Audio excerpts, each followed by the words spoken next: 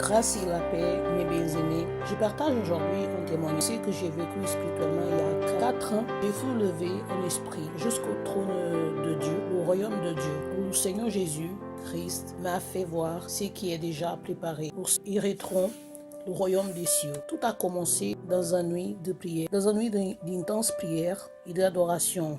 J'étais dans ma chambre où je cherchais Dieu de tout mon cœur. Je demandais au Seigneur de me préparer, moi et ma famille, élèvement du grand jour du Seigneur. Après cela, durant mon sommeil, j'ai entendu une voix dans le ciel qui disait « Viens, viens avec moi, viens mon enfant. » Je voyais mon esprit que monter. Soudainement, je voyais mon esprit que monter et un être célestiel, le Seigneur, qui me tenait par la main. À cet instant, j'ai pu sentir la présence de Dieu envahir mon cœur, envahir mon être. Il me donnait l'assurance que j'étais avec lui. Puis j'ai vu le ciel ouvert et voici ce que je... À l'instant, j'ai pu percevoir que le lieu où je me trouvais, c'était pas la terre. C'était pas la terre, c'était un lieu célestiel, un paradis. Je me suis entré dans une porte où il y avait une immense lumière, où il y avait un immense jardin. Plus j'avançais, plus je voyais cette lumière. Et au fur et à mesure que j'avançais, le Seigneur me disait, me parlait, « Viens, regarde ce que tu vois. Ce que tu vois, c'est mes œuvres pour le grand jour. Viens, je suis le Seigneur. » Je me retournais découvrir ce que le Seigneur me montrait derrière moi. Après m'être retourné, je vis un immense jardin, des tables préparées pour un festin. J'ai vu des immenses tables, des immenses jardins décorés. Il y avait des lumières les uns après les autres. Puis je continuais à marcher au milieu du jardin. Je voyais encore des tables décorées. Sur chaque place est écrit les noces de l'agneau. Et à chaque place est écrit les noms des personnes.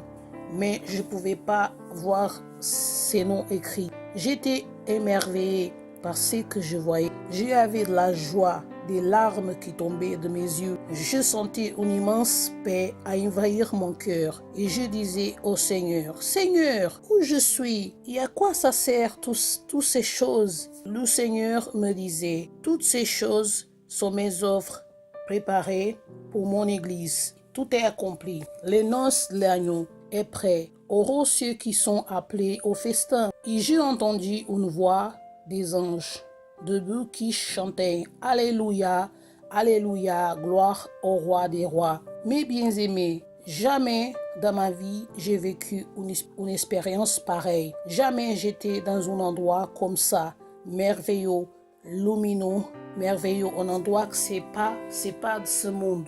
Les anges tout autour des tables chantaient, jouaient de l'harpe, jouaient les flûtes et des trompettes. J'avais une parfaite communion avec le Seigneur qui me parlait en esprit en disant que le royaume de Dieu est semblable à un roi qui fit des noces pour son fils et envoyait ses serviteurs pour appeler ceux qui étaient invités aux noces. Donc, il m'expliquait que les serviteurs, c'est nous les élus, de apporter les bonnes nouvelles. Le lieu où je suis allé, on ne peut pas comparer avec ce lieu, avec celle de ce monde. Soudain, je sentis mon esprit, après avoir vécu cette expérience, soudain, je sentis mon esprit que voyager à nouveau. Mon esprit est retourné dans mon corps. Et à mon réveil, j'ai réalisé que j'ai vécu un enlèvement spirituel où Dieu m'a donné une vision sur le royaume de Dieu et les choses à venir. Mes bien-aimés, donc, moi, submergé pour ces phénomènes, j'étais paralysé entre guillemets en face à ces phénomènes, cette expérience merveilleuse, car le Seigneur a réalisé mes vues, dont je connaître le royaume. À l'instant, j'ai prié à Dieu pour qu'il me confirme ce que j'ai vécu. Et le Saint-Esprit de Dieu m'a confirmé que c'était vrai, pas un rêve, mais une réalité, une véritable expérience dans son royaume. Que que le temps est proche et que nous vivons le dernier jour sur la terre, avant l'élèvement de l'Église. En cherchant à comprendre ce que m'était arrivé dans la Bible, j'ai trouvé dans le passage d'Apocalypse, chapitre 19, verset 7, il est écrit ces paroles: « Réjouissons-nous, soyons dans l'allégresse, donnons-lui gloire, car les noces de l'agneau sont venues. Heureux ceux qui sont appelés au festin des noces de l'agneau. » Ce sont des paroles véritables de Dieu. Dans l'évangile de Matthieu, chapitre 22, quand j'ai lu ces versets, j'ai médité, j'ai réfléchi longtemps pour comprendre ce que Dieu veut, ce que Dieu me disait. J'ai compris que le Seigneur m'a révélé qu'il a préparé un lieu pour les élus, qui nous avait déjà laissé ces révélations dans l'Écriture, où il avait parlé à ses disciples qui allaient préparer un lieu sûr pour venir chercher ces élus, ces enfants. Mes frères, ce que m'a attiré mon attention du fait que en Matthieu 22, verset 4, le Seigneur Jésus dit qu'il lui a envoyé les serviteurs en disant: dites aux invités, j'ai préparé mon festin, mes bœufs et mes bêtes, tout est prêt. Venez aux noces. Mais il négligeait l'invitation. Il s'est allé, celui-ci à son champ, celui-là à son commerce. Bien-aimés, aujourd'hui, nous sommes les serviteurs appelés à annoncer les bonnes nouvelles du Seigneur, les noces du Seigneur. Mais est-ce que tu es prêt à accepter cette invitation du Seigneur? Le verset 4 de Matthieu 22 que dit qu'il négligeait l'invitation du Seigneur. Sont ceux qui écoutent l'appel, mais ils négligent son appel. On trouve aussi ces paroles dans l'évangile de Luc, chapitre 14, du verset 15 à 24. Jésus nous laisse une parabole. Heureux ceux qui peindra son repas dans le royaume de Dieu. Et Jésus lui répondit: un homme donna un grand repas et invita beaucoup de gens. À l'heure des repas, il envoyait son serviteur dire aux invités: venez, car tout est déjà prêt.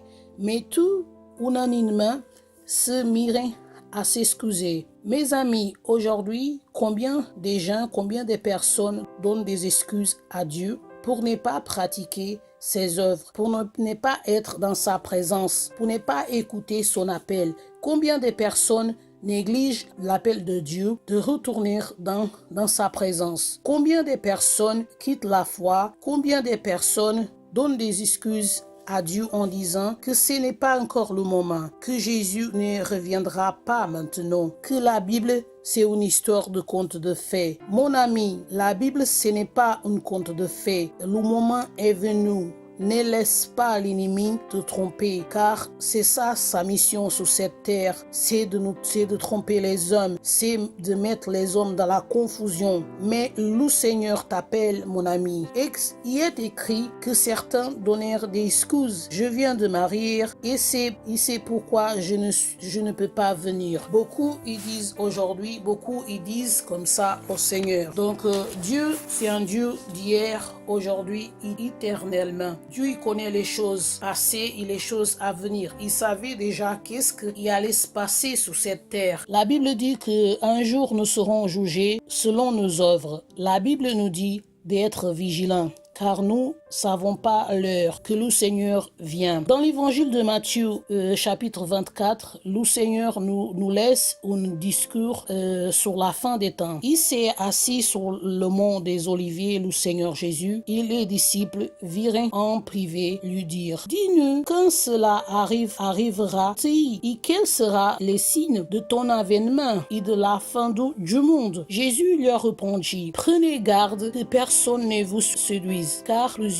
viendront sur mon nom en disant: c'est moi, je suis le Christ. Ils séduiront beaucoup des gens. Vous allez entendre parler des guerres, des bruits de guerre. Gardez-vous de vous alarmer, car cela doit y arriver, mais ce ne sera pas encore la fin. Et ce sera pour beaucoup une occasion de chute, parce qu'il y aura beaucoup de trahison et plusieurs faux prophètes se élèveront. Ils séduiront beaucoup de gens. Et en raison des progrès de l'iniquité, l'amour de plus grand nombre se refroidira. Tout cela, nous pouvons le voir.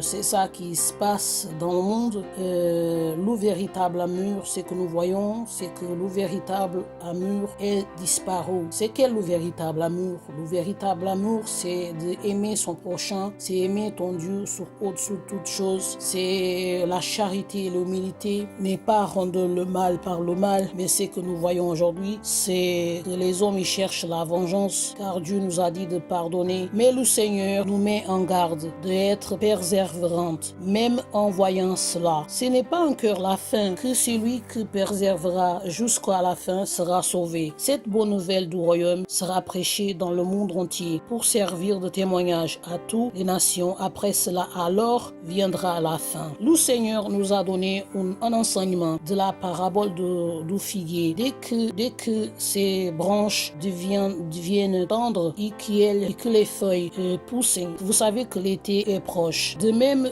vous aussi, quand vous verrez tout cela, sachez que le Fils de l'homme est proche, à la porte. Le ciel et la terre passeront, mais mes paroles ne passeront point. Pour ce qui est du jour et de l'heure, personne ne connaît, ni les anges des cieux, ni les fils, mais le Père seul. Au verset 37, il est écrit que le jour de son avènement sera comme au jour de Noé, aussi en sera-t-il à l'avènement du Fils de l'homme. Car dans le jour qui précédait le déluge, où Noé entra dans l'arche, il ne se doutait de rien, jusqu'à ce que le déluge vienne. Il les importe tous. Il en sera de même à l'avènement du Fils de l'homme. Donc ici, nous voyons dans ces passages que nous met en garde que le jour de l'avènement du Seigneur, que son retour sera comme au jour de Noé, car le jour de Noé qui précédait au déluge, les hommes mangeaient et buvaient, se mariés sans rendre compte que Noé, la Bible dit que Noé c'était un homme humble, un homme qui craignait Dieu, il était obéissant aux yeux de Dieu, il craignait Dieu, il s'éloignait du mal. Donc Noé, par sa obéissance, lui a écouté toutes les instructions de Dieu. Le Seigneur lui a parlé qu'il allait y voyait un déluge sur terre, parce qu'il voyait tant de méchanceté sur terre, que le mal remplissait la terre. Noé a rentré dans l'arche, lui et sa famille. Le Seigneur nous met aussi en garde. Veillez donc, parce que vous ne savez pas le jour que le Seigneur viendra. Dieu nous appelle à la sanctification, mes bien-aimés. Dieu nous appelle à sanctifier nos vies, nos cœurs, notre esprit. Personne ne verra Dieu. Donc, le Seigneur, il nous met en garde. C'est pourquoi vous aussi tenez prêts, car le Fils de l'homme viendra à l'heure où vous ne pensez pas. Le Seigneur, il me disait que il y a beaucoup de chrétiens qui sont égarés. Il y a beaucoup de chrétiens qui ne prennent pas au sérieux ces commandements. Ils jouent seulement d'être chrétiens. Que beaucoup ils doivent être réveillés. Que beaucoup ils ont perdu leur foi. Ils ont été égarés au milieu des chemins. Mais le Seigneur aujourd'hui nous appelle à venir dans sa présence. Pour toi que tu te sens triste, abattu, sans espérance, sans la foi, parce que les circonstances que tu te trouves en ce moment, il a volé ta vision, il a volé ta foi. Pour toi que tu te sens sans aucun espoir, sache que c'est pas encore la fin. Seigneur, viens aider ces personnes, car ta parole sont des véritables sources de la vie. Père céleste, au nom du Seigneur Jésus-Christ, je viens devant ton trône prier pour tous ceux qui entendront ces témoignages. Visite leur cœur, visite leur vie, pour qu'ils entendent ta parole. Ils retournent vers toi. Viens avec ton fou Esprit Saint de Dieu. Il brise toutes les choses mauvaises qui empêchent tes enfants d'être dans ta présence. Visite, oh Père, ceux qui sont malades, ceux qui sont tristes, abattus, c'est qu'ils ont perdu leur foi. Ils ont été égarés au milieu du chemin. Seigneur, apporte un réveil dans le cœur de chaque personne qui regarde et écoute ces témoignages. Que toute la gloire revienne à toi, Seigneur. Je te remercie au nom du Seigneur Jésus-Christ de Nazareth. Que la gloire du Père et du Fils du Saint-Esprit soit sur vos vies. Que Dieu vous bénisse.